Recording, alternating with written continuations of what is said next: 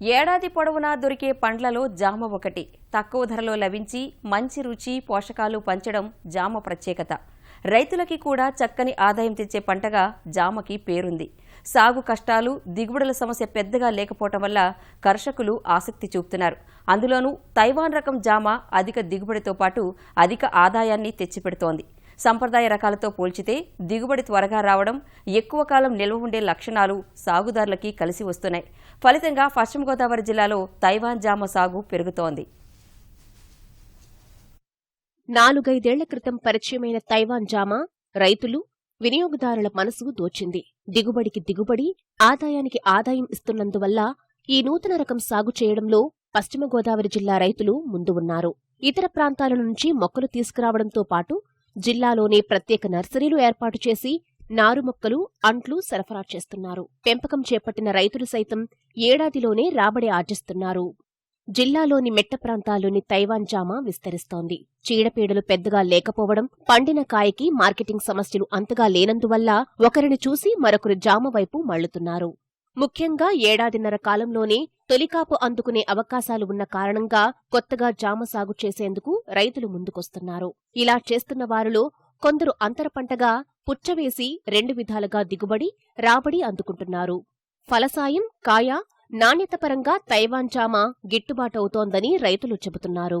Taiwan రకం జామ 12 నుంచి 18 నెలల కాలంలోనే కాపుకొస్తోంది. ఎర్రకండతో రుచిగా ఉంటోంది. సఫేదా రకం కంటే దిగుబడి ఎక్కువగానే ఉందంటున్నారు రైతులు. ఇక్కడ ఈ తైవాన్ జామ అనేది వేసి మేము 1 ఇయర్ బ్యాక్ వేసామండి. దీంట్లో వచ్చేసరికి క్లోనూను అంటు అనేది 2 రకాల మొక్కలు ఉన్నాయి. అంటు విధానం అనే మొక్కను మేము ఎంచుకున్నాం. ఎకరానికి 500 మొక్కలు వేసామండి సుమారు. మొక్కే రోల్కి వచ్చేసరికి 11 అడుగులు వెడం పెట్టాం. మొక్క వచ్చేసరికి 8 అడుగులు వెడం పెట్టాం. ఇది వేసి జామ మొక్క వేసి మేము సంవత్సరం అయిందండి. దీంట్లో వేసిన దగ్గర నుంచి అంతర పంటగా ఒకసారి వచ్చేసరికి వాటర్ మెలాన్ పెట్టామండి.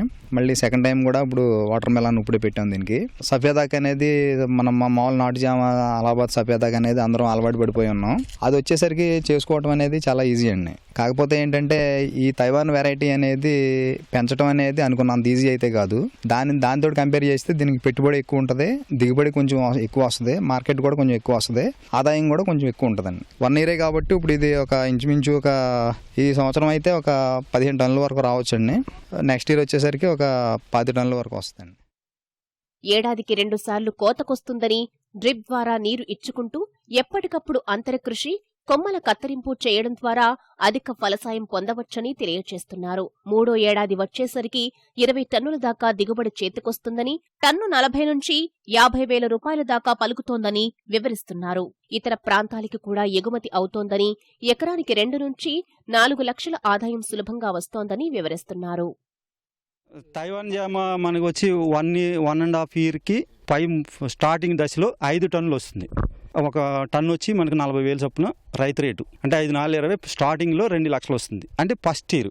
ఆ తర్వాత నుంచి మీకు 10 టన్నులు వస్తుంది. 10 నుంచి మళ్ళీ నెక్స్ట్ ఇయర్ 15. అంటే 3 ఇయర్స్ వచ్చే టయానికి మీకు 15 టన్నులు వస్తుంది. అంటే 15 × 4 అంటే 6 లక్షలు. 6 లక్షల్లో మనకు 1 lakh మెయింటెనెన్స్ ఉంటుంది. 1.5 వరకు. అంటే మనకు రైతుకు వచ్చి 3.5 లక్షల వరకు దాంట్లో ఇన్కమ్ తీయొచ్చు.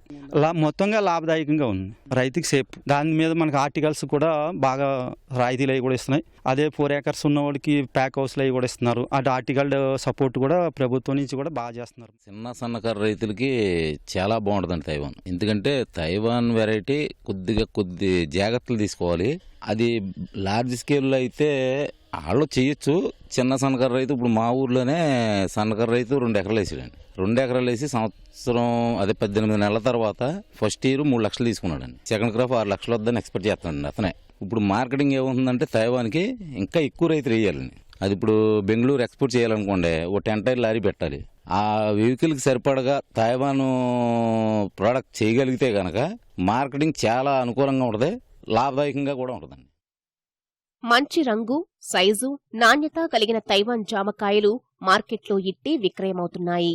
ఉద్యాన శాఖ పరంగా రాయితీలతో పాటు నాణ్యమైన మొక్కలు సరఫరా చేయాలని రైతులు కోరుతున్నారు.